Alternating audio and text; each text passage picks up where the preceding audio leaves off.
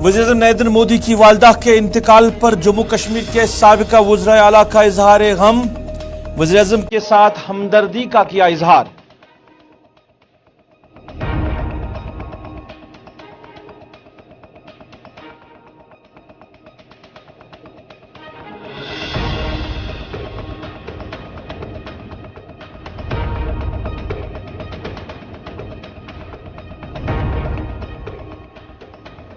Jawahir tunnel के करीब सयाहों से भरी ज़ाइलो गाड़ी को आया हादसा पेश।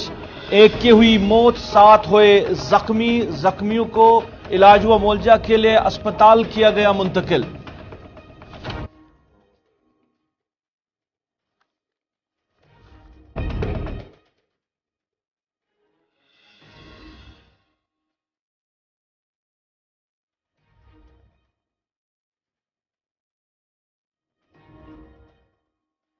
बर्फ 12 शाबाना दर्जे हरारत में बेहतरी। 7 जनवरी तक मौसम खुश्क रहने का इम्कान किया है जाहिर महकमा मौसमियात ने।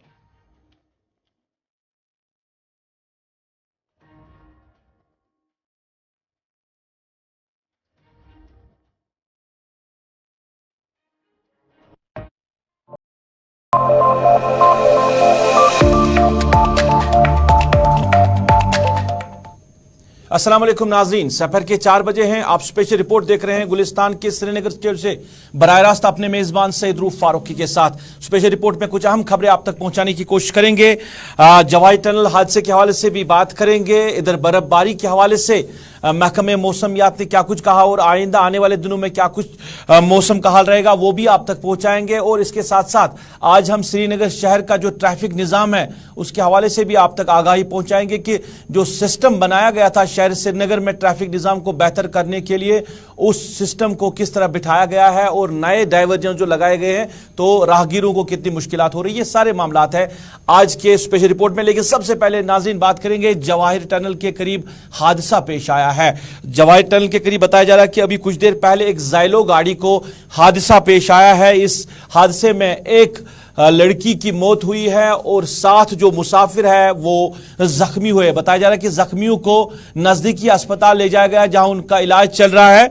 और जवाहिर टनल के करीब जो जिगजैग मोड़ है वहां पे बताया जा रहा है कि ये जो ज़ाइलो गाड़ी है ये जम्मू से श्रीनगर की तरफ आ रही है, जिसको हादसा पेश आया और हादसे में एक लड़की की मौत वाक़ा हुई है। बताया जा रहा है कि इनका ताल्लुक लखनऊ से है, जिस लड़की की मौत वाक़ा हुई है, और जो बाकी लोग जख्मी हुए हैं उनका ताल्लुक भी लखनऊ से ही बताया जा रहा है। और अभी उनका इलाज जो है वो अस्पताल में चल रहा है। काजीगुंड के सब डिस्ट्रिक्ट हॉस्पिटल में फिलहाल उनका इलाज चल रहा है। फिदा हुसैन बराह रास्त मेरे साथ जुड़े हैं। फिदा से जानने की कोशिश करेंगे कि क्या कुछ अभी तफसीलात है, क्या जो रेस्क्यू ऑपरेशन है वो अभी चलाया जा रहा है या खत्म हो चुका है। फिदा, आपका खैर मकदम है। जानना चाहेंगे कि जो हादसा पेश आया जवाहिर टनल के करीब, जरा तफसीलात बताइए कि कितने बजे यह हादसा पेश आया। ये गाड़ी बताई जा रही है जम्मू से श्रीनगर की तरफ आ रही है और जो जख्मी लोग हुए हैं उनकी क्या सूरत हाल है अभी?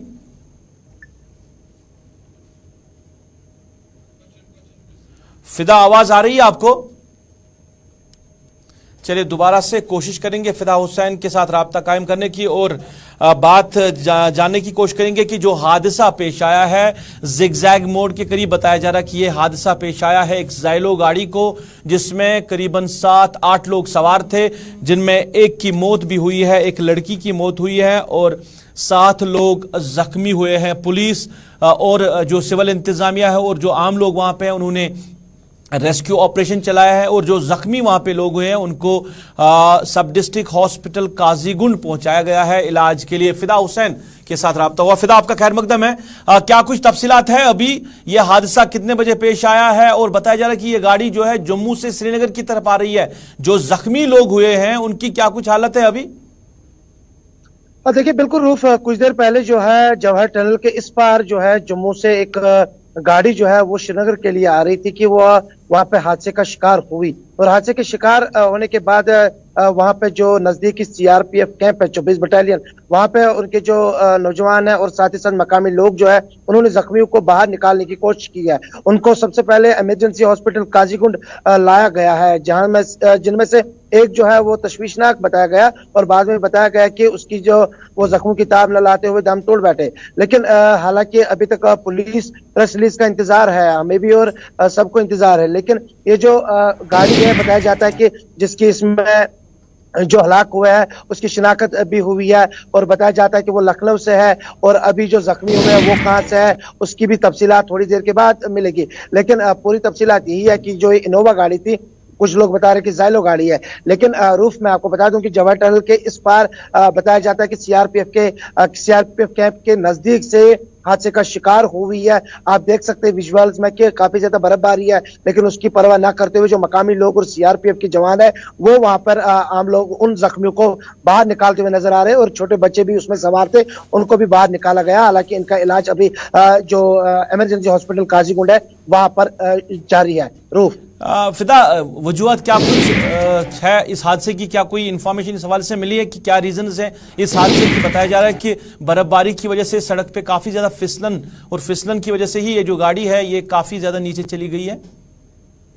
देखिए क्या फिसलन थी। हालांकि अगर बर्फबारी की बात करेंगे उतनी बर्फबारी भी नहीं हुई है कि जिसकी वजह से जो है फिसलन हो। लेकिन यहाँ पे मैं आपको बता दूं कि क्या ये तेज रफ्तारी से था या फिर कुछ अचानक जो भी टेक्निकल फॉल्ट है वो तो सामने आ ही जाएगा। लेकिन यही है कि जब वो टनल पार कर रही थी गाड़ी तो उसके नीचे जो सीआरपीएफ का एक कैंप है वहां पे पड़ता है, तो वहां पे ये हादसे का शिकार हुई है। और जब ये खबर वहां पर, क्योंकि मकामी लोग भी वहां पे होते हैं जो काम करने के लिए होते हैं, तो उनको जब ये खबर मिली तो उन्होंने वहां पर उनको रेस्क्यू किया और इस जितने भी लोग थे उनको बाहर निकाला गया। और तफसीलात देने के लिए नाज़रीन, जवाहिर टनल के करीब ये हादसा पेश आया है। एक लड़की की मौत वाक़ा हुई है, 7 अफराद जो है इस गाड़ी में सवार थे वो जख्मी हुए हैं जिनका इलाज चल रहा है काजीगुंड के अस्पताल में।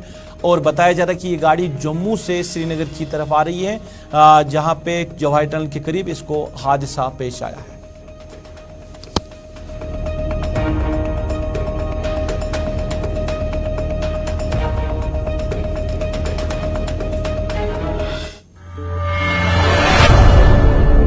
नाज़रीन, वादी भर की बात करें तो पिछले 2-3 महीनों की अगर हम सूरत हाल आपको बताएं तो आग के वारदात जो है वो काफ़ी ज़्यादा बढ़ रहे हैं और लाखों और करोड़ों की प्रॉपर्टी जो है जो नुकसान हो रहा है आग जो नमूदार होने की वजह से।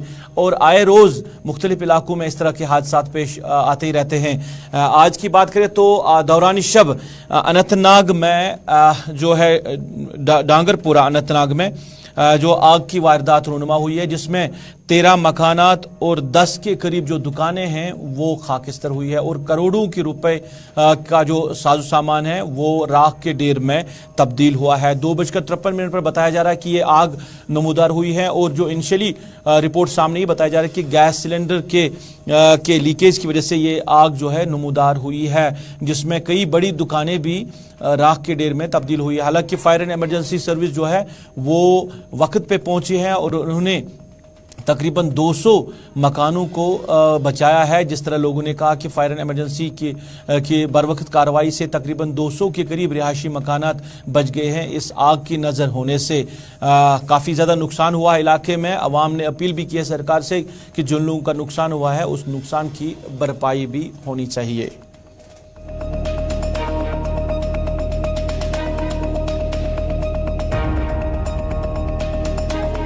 फोन आया है 2:30 बजे क्या आग लग गई है, तो जब हम यहाँ पहुँचे हैं तो आग पूरे महल्ले में लगा हुआ है, करोड़ों में नुकसान है। हम गवर्नमेंट से यही इल्तिजा करते हैं कि सब लोगों को बहुत नुकसान है, करोड़ों में नुकसान हो गया है। हम गवर्नमेंट से यही अपील करते हैं तो हमारे को थोड़ा मदद करें। बहुत यहाँ नुकसान, हमारा कारीगर था, उनका सोना वोना था वो सब ख़त्म हो गया है। हमारे यहाँ किराएदार थे उनको कुछ भी नहीं निकला है। हमारा मकान है 2 मंजिल वो भी जल गए हैं और दूसरों के भी मकान 10-12 मकान जल गए हैं। और दूसरा ये जमजम दुकान है, इसका पूरा बिल्डिंग जल गया, दुकान 8-10। और इनको ये कॉस्मेटिक दुकान भी था, सोने की 4-5 दुकानें थी, वो भी सब जल गए हैं। लाखों में करोड़ों में नुकसान है। और हम गवर्नमेंट से रिक्वेस्ट करते हैं तो थोड़ा बहुत हमारी तरफ ध्यान दे और इनको थोड़ा मावनत करे ताकि ये भी अपना काम पे खड़ा हो। नाज़रीन, जिला बडगाम में जो दूरदराज इलाके हैं वहाँ पे बर्फबारी की वजह से जो आम लोगों को चलने फिरने में मुश्किलात हो रही है और पावर सप्लाई और वाटर सप्लाई के हवाले से बात करें तो बताया जाए कि कई इलाकों में दिक्कत भी आ रही है। पीडीपी जिला सदर बडगाम मोहम्मद यासीन भट्ट ने इस हवाले से इंतजामिया से अपील की है कि बर्फबारी सड़कों से बर्फबारी का जो हटाने का काम है वो जल्द से जल्द करे और इसके साथ साथ जो लोगों के लिए जो आम ज़रूरत की चीज़ें हैं उनको लोगों तक पहुंचाने के लिए सरकार भी या जिला इंतजामिया भी कोशिश करे, खासकर बिजली को रेस्टोर किया जाए और जहां कहीं भी पानी की किल्लत है वो भी जल्द से जल्द खत्म की जाए। तो हाल ही बर्फबारी हुई है और जो बर्फबारी के लिए प्रोडक्शन है तो मेरी एलजी एडमिनिस्ट्रेशन से गुजारिश है कि वो मशीनरियों का खास बंदोबस्त रखे ताकि लोगों को परेशानियों का सामना ना करना पड़े और साथ ही साथ जो प्रोडक्शन है बर्फबारी की तो उसके लिए भी मशीनरियों का अरेंजमेंट रखे और खासकर जो राशन घाट है राशन घाटों पर चावल चीनी वगैरह का खास इंतजाम रखा जाए। और जो बिजली का मामला है मैं बडगाम डिवीजन से मेरी गुजारिश है कि पूरे डिस्ट्रिक्ट बडगाम में पावर की कटौती है, पावर ठीक होना चाहिए। और जो पीएचई डिपार्टमेंट है पानी का भी यही हाल है, पानी का भी बेहाली है। तो डिस्ट्रिक्ट बडगाम की तरफ से मेरी गुजारिश है खासकर चाडोरा कानसूंसी की तरफ से सब जगह पर पानी का भी बंदोबस्त होना चाहिए। और यही हाल जो हेल्थ डिपार्टमेंट है, हेल्थ डिपार्टमेंट से भी मेरी गुजारिश है कि हर हाल में ये अपने दफातरों में इस विंटर में हेल्थ डिपार्टमेंट के हवाले से भी। चलिए, जहां बडगाम के अवामी नुमाइंदे ने सवालात उठाए थे इंतजामिया के लिए, वहीं डिस्ट्रिक्ट डेवलपमेंट कमिश्नर बडगाम ने आज प्रेस कॉन्फ्रेंस की और प्रेस कॉन्फ्रेंस में उन्होंने कहा कि जो जिला बडगाम में राब्ता सड़कें हैं उनको बहाल किया गया है। खासकर जो दूध पथरी इलाका है वहां पे भी जो राब्ता सड़क है वो बहाल किया गया है, बर्फ वहां से हटाया गया है। और इसके साथ साथ जिला इंतजामिया मुतहरिक है किसी भी मौसमी सूरत हाल से निपटने के लिए जिला इंतजामिया मुतहरिक है। और इसके साथ साथ आवाम से अपील की गई है कि जहां कहीं भी आवाम को मुश्किलात हो, चाहे पीने के पानी के हवाले से, बिजली की सप्लाई के हवाले से या राशन की फरहमी के हवाले से, तो वो ज़िला इंतज़ामिया के साथ कांटेक्ट करे। और डिस्ट्रिक्ट डेवलपमेंट कमिश्नर बडगाम ने आज जो बर्थ एंड डेथ सर्टिफिकेट है ज़िला बडगाम की जो आवाम है अब वो ऑनलाइन भी वो जो है हासिल कर सकते हैं। इन बातों का इजहार डिस्ट्रिक्ट डेवलपमेंट कमिश्नर बडगाम ने आज एक प्रेस कॉन्फ्रेंस के दौरान किया है। जैसे कि आपने देखा होगा इस सीज़न की पहली बर्फबारी हो गई तो उसमें डिस्ट्रिक्ट एडमिनिस्ट्रेशन पूरी तरह से रेडी है। कल भी आपने देखा होगा हमारे कंट्रोल रूम में सारे फंक्शनल है और जो भी स्पेसिफिक तरीके से जो भी डिमांड्स आ रही है, जहाँ से भी असिस्टेंस है, वी आर कमिटेड। वो 24/7 हमारे कंट्रोल रूम में चल रहे हैं। दूसरी बात जो मैं आपसे बोलना चाहता हूँ कि आजकल आपने देखा होगा स्पेशली चाडोरा साइड से हमारे कुछ फायर इंसिडेंट्स बहुत हो रहे हैं, तो उसमें मेरी आवाम से यही अपील है कि आप फायर सेफ्टी के जितनी भी गाइडलाइंस है जो हम हमारे हाथ में है वो कर ले। शाम को सोने से पहले सारे अप्लाइंसेस बंद है ये देखे, कांडी का जो इस्तेमाल है उसमें ये देखे कि अनअटेंडेड ना हो, बच्चों के साथ ना हो। बुखारियाँ जिन पे हेल्थ डिपार्टमेंट से भी एडवाइजरी है उनका यूज़ ना करे और पूरा सेफ्टी प्रिकॉशन दे। उसके साथ साथ हमारे जो फायर सर्विसेज है वो अवेलेबल है, we are prepare for eventuality. लेकिन आवाम से यही रिक्वेस्ट है कि वो सेफ्टी प्रिकॉशंस पे ध्यान दें। तीसरी चीज़ जो है वो आज हम बर्थ और रजिस्ट्रेशंस की जो सर्टिफिकेट्स है, बर्थ सर्टिफिकेट्स और डेथ सर्टिफिकेट्स के है, उनकी अब ऑनलाइन हो रही है डिस्ट्रिक्ट में। ये आपको हम प्रेस रिलीज से भी इंफॉर्मेशन दे रहेंगे और ये हम आपको। नाज़रीन, शहर श्रीनगर की बात करें तो ट्रैफिक निज़ाम को बेहतर करने के लिए सरकारों ने आज तक मुख्तलिफ इकदाम उठाए हैं और बेहतरी के लिए कई प्रोजेक्ट्स जो है वो बनाए भी गए हैं। अब आज के दिन में बेहतरी है क्या, इस पे हम ज़रूर बात करेंगे, लेकिन सरकार ने ट्रैफिक निज़ाम को बेहतर करने के लिए कई इकदाम उठाए हैं। कई साल पहले ट्रैफिक लाइट्स भी लगाई गई है शहर श्रीनगर के बेशतर इलाकों में, और जिससे ये सरकार ने कहा था कि अब ट्रैफिक निज़ाम जो है वो बेहतर होगा, क्योंकि आपको जब कोई सड़क क्रॉस करनी हो, आपको कोई जब मोड़ क्रॉस करना हो तो आपको लाइट का इंतज़ार करना होगा। जब आपको इशारा मिलेगा लाइट की तरफ से कि आप जा सकते हैं तो आप आगे बढ़ सकते हैं। इससे हादसात भी रुकने में काफ़ी ज़्यादा मदद मिल सकती है। सरकार ने कहा था, एक बड़ा प्रोजेक्ट जो सरकार ने हाथ में लिया, इसमें करोड़ों रुपया खर्च किया गया है। जम्मू कश्मीर से बाहर जो कंपनी है वो यहाँ पे लाई गई है और इस प्रोजेक्ट को मुकम्मल करने में कुछ वक्त के लिए हमने देखा कि ज़रूर ट्रैफिक लाइट्स चली है और लोगों ने भी ट्रैफिक लाइट्स का पालन किया। हालांकि जो वीआईपी लोग हैं वो भी कहीं ना कहीं ट्रैफिक लाइट्स का पालन करते हैं, पर आज के डेट में क्या हम देखते हैं, जहां पे भी कहीं ट्रैफिक लाइट लगी हो वहां पे वो जो डाइवर्जन है वो बंद किया गया है और नए डाइवर्जन बनाए गए हैं जहां पे कोई लाइट का इंतजाम नहीं है।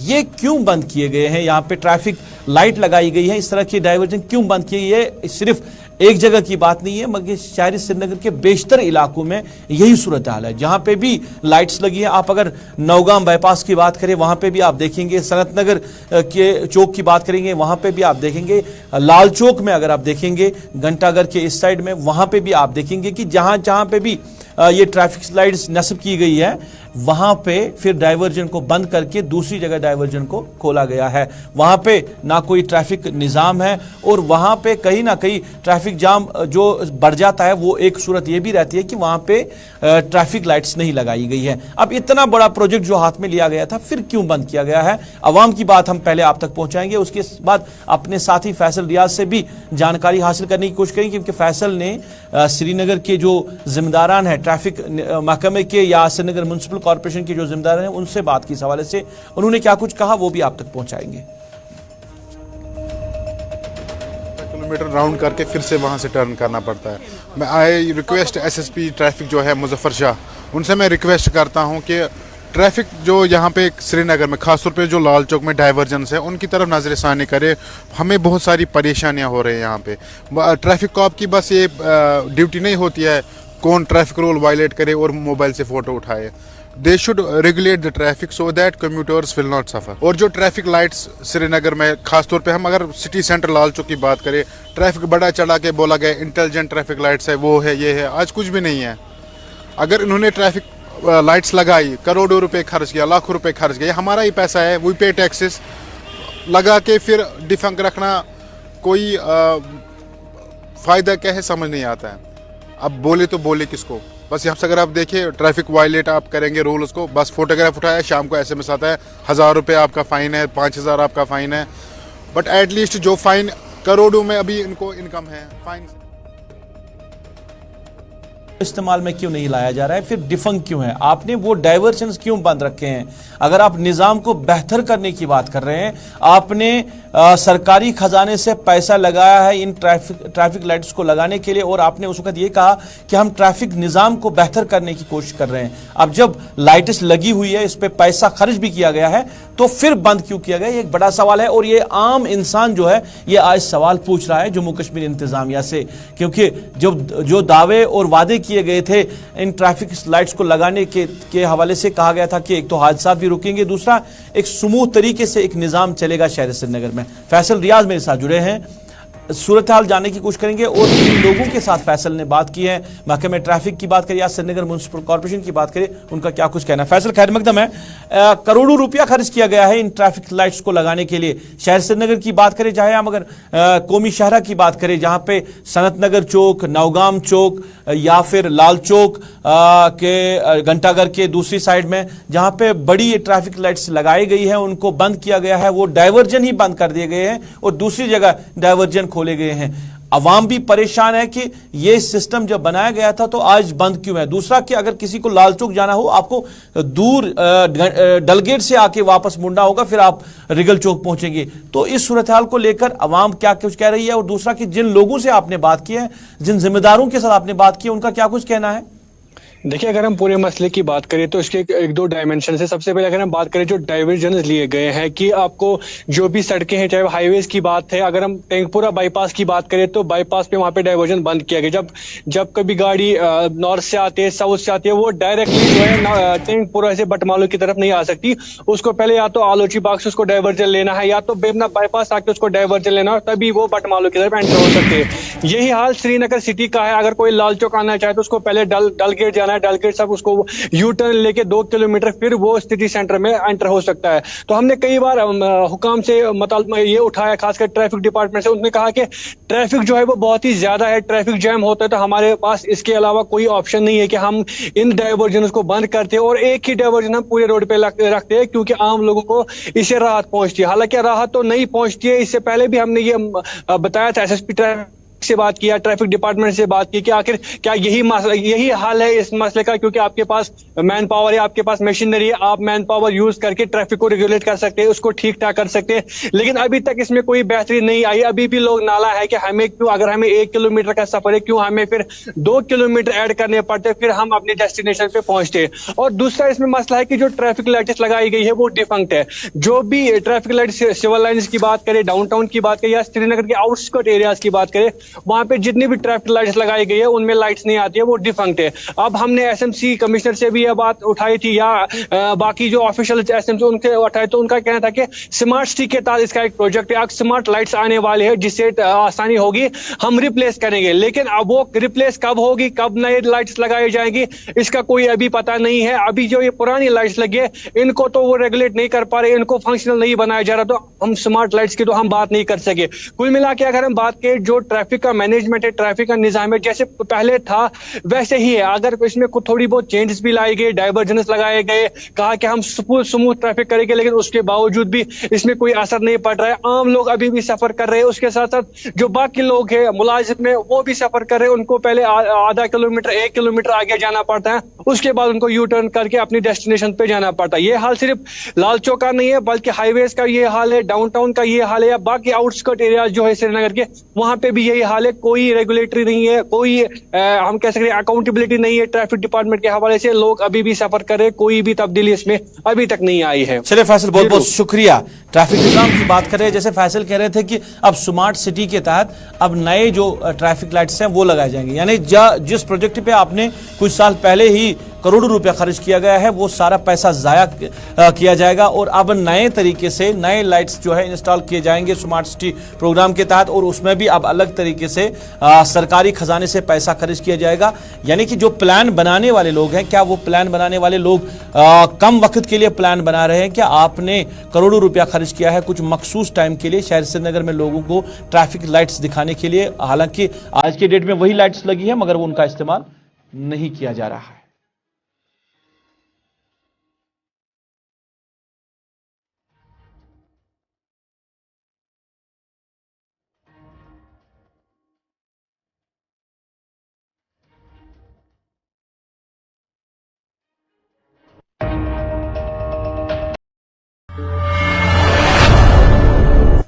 नाज़रीन, वादी बर में अगर बात करें तो बर्फ वबारा हुआ है और दर्जा हरारत में भी रात के दर्जा हरारत में काफ़ी ज़्यादा जो है बेहतरी आई है बर्फ वबारी की वजह से। और महकमे मौसमियात ने जो पेशगोई की है आगे आने वाले दिनों के हवाले से, तो कहा जा रहा है कि 7 जनवरी तक वादी बर में मौसम खुश्क रहेगा। ये कहना है महकमे मौसमियात के जिम्मेदारों का।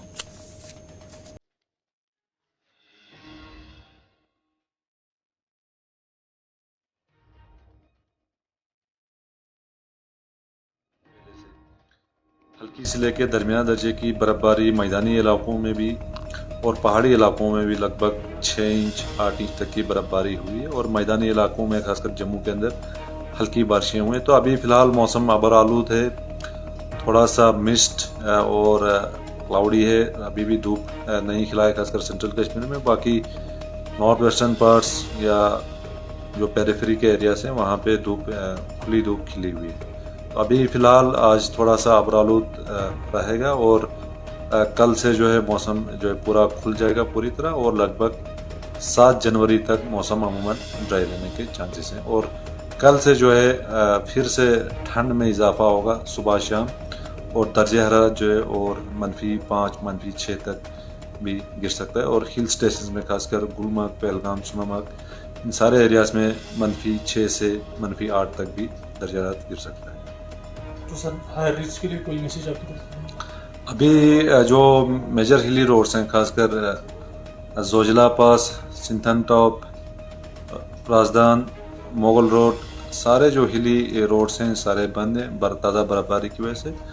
और जब तक पूरी तरह ना खुले और कंसर्न ट्रैफिक डिपार्टमेंट से वो रोड का स्टेटस जाने और उसके बाद अपना ट्रैवल वगैरह जो है उसी हिसाब से।